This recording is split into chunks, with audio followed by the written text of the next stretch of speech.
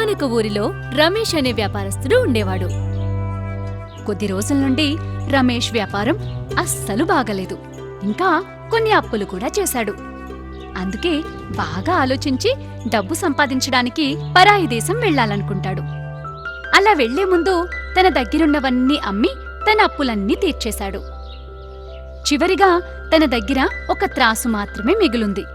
దాన్ని ఏం చేయాలా అని ఆలోచించి, త్రాసు వ్యాపారానికి ఆధారం కదా, దీన్ని అమ్మడం సరికాదు. ఒక పని చేస్తా, దీన్ని నా మిత్రుడు సురేష్ దగ్గర పెడతా. నేను తిరిగి వచ్చాక మళ్ళీ తీసుకోవచ్చు అనుకుని త్రాసు తీసుకుని రమేష్ సురేష్ ఇంటికి బయలుదేరాడు. ఓ రమేష్, రారా. ఏంటిలా వచ్చావు? ఏం లేదు సురేష్, వ్యాపారం పని మీద కొన్ని రోజులు పరాయి దేశం వెళ్తున్నాను. అంటే నువ్వు ఊరొదిలి వెళ్తున్నావా? అవును మిత్రమా, కొన్నాళ్లు పరాదేశం వెళ్లి బాగా డబ్బు సంపాదించి వద్దామనుకుంటున్నా.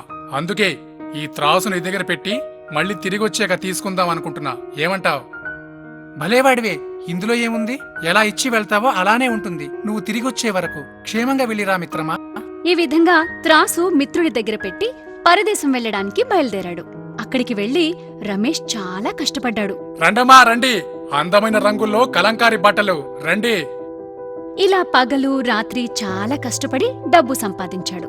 ఈ డబ్బులతో ఊరికి వెళ్లి వ్యాపారం చేస్తే బావుంటుందని ఆలోచించి ఊరికి తిరుగు ప్రయాణం బయలుదేరతాడు. ఊరికి వెళ్లగానే రమేష్ నేరుగా సురేష్ ఇంటికి వెళ్తాడు. రమేష్ని చూడగానే సురేష్ కంగు తింటాడు. నెమ్మదిగా మాటల్లో పెట్టాడు. రమేష్, నీ పరదేశీ ప్రయాణం ఎట్లా జరిగింది? అంతా బాగానే జరిగిందిగా? ఆ దేవుడి దయ వల్ల, మీలాంటి మిత్రుల వల్ల అంతా బాగానే జరిగింది. చాలా డబ్బు సంపాదించాను. ఆ డబ్బుతో నేనిక్కడ వ్యాపారం చేయాలనుకుంటున్నాను. ఓ అవునా, చాలా మంచి విషయం చెప్పావు.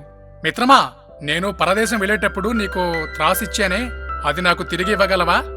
సురేష్ తెల్లమొహం వేశాడు. తడబడుతూ ఏం చెప్పాలో తెలియక, ఆ త్రాసుని ఎలకలు తినేసే. నేను ఆ స్టోర్ రూమ్ లో భద్రంగా ఉంటుంది కదా అనుకున్నాను, కానీ ఏం చేస్తాం, ఎలకలు తినేసే.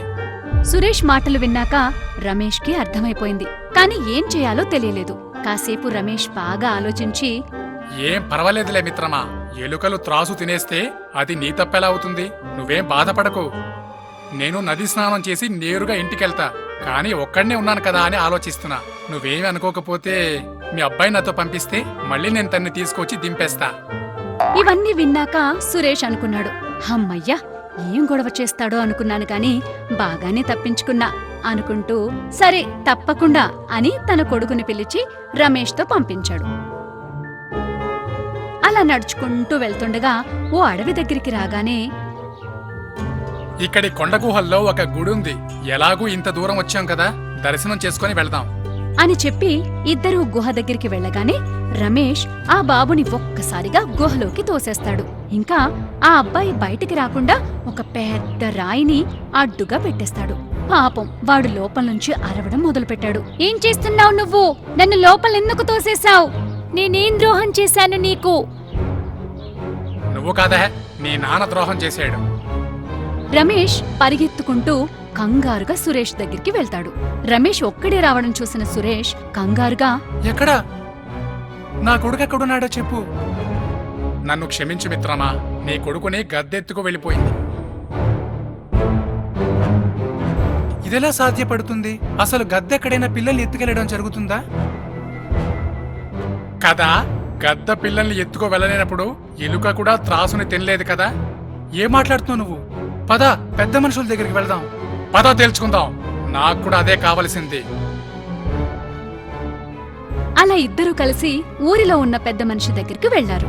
ఆయనతో సురేష్ ఇలా అంటున్నాడు, అయ్యా, ఈ రమేష్ మా అబ్బాయిని ఎత్తుకెళ్ళాడు. తన కొడుకుని తనకిచ్చాయి అని పెద్ద మనిషి గట్టిగా చెప్పాడు. అయ్యా, వాడిని గద్దె ఎత్తుకు వెళ్ళిపోయింది. ఏ తమాషాగా ఉందా? గద్ద ఎక్కడైనా పిల్లల్ని ఎత్తుకెళ్తుందా? అయ్యా, త్రాసుని ఎలుక తిన్నప్పుడు గద్ద కూడా పిల్లల్ని ఎత్తుకెళ్ళగలదు కదా. ఏం మాట్లాడుతున్నావు నువ్వు? జరిగిందంతా రమేష్ పెద్ద మనిషికి చెప్పుకొచ్చాడు. నేను పరదేశం వెళ్లడానికి ముందు నేను నా త్రాసుని సురేష్ దగ్గర పెట్టి వెళ్లాను. తిరిగి వచ్చేసరికి ఎలుకలు తినేశాయని చెప్తున్నాడు. ఇనుప వస్తువుని ఎలుకలు తినగలిగితే గద్ద కూడా పిల్లల్ని ఎత్తుకెళ్లగలదు.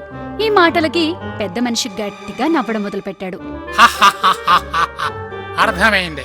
సురేష్, నువ్వు త్రాసుని రమేష్కి తిరిగిచ్చాయి. అని అన్నాడు పెద్ద మనిషి.